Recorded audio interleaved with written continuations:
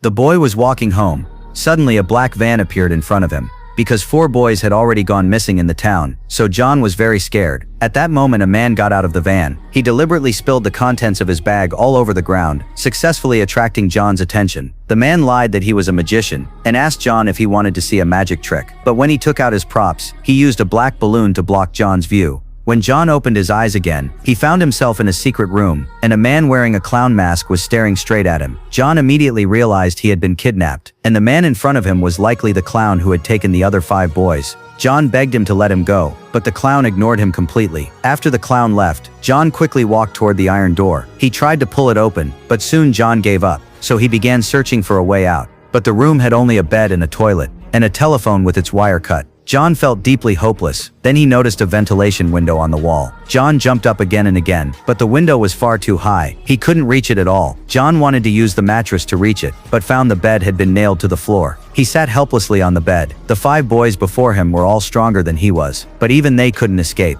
So how could he possibly have a chance? Just as John was sinking into despair, the phone behind him suddenly rang. How could a disconnected phone be ringing? John felt a chill of fear. When he walked over and picked up the phone, there was no sound from the other end. John wondered if he was hallucinating, but later that night he was woken again by the ringing. Half asleep, he muttered, "Stop it already." Stop what? John was startled by the clown. It turned out the clown had been crouching in the corner watching him. John was terrified. He lied, saying he was hungry and asked for food. The clown thought for a moment and agreed. After the clown left, the phone rang again. Even though he knew it couldn't really be working, John still picked it up. This time a deep voice came from the other end. John hung up in fear. He had no idea who had called, but the ringing wouldn't stop. John froze for a few seconds.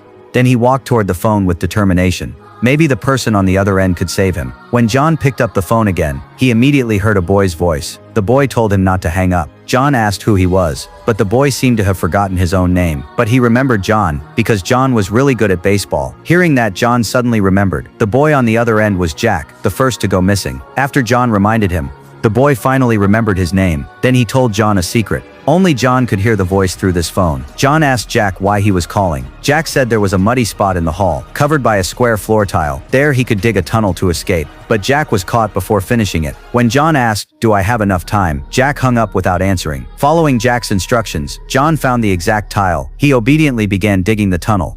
To avoid being caught, he flushed the excess dirt down the toilet, until he was completely exhausted. Then John covered the hole with a rug, and went back to bed. But soon he realized how hard this plan would be. The next morning the clown brought him breakfast, then turned and left. After the clown left, John suddenly realized something. He rushed to check, and sure enough the iron door wasn't locked.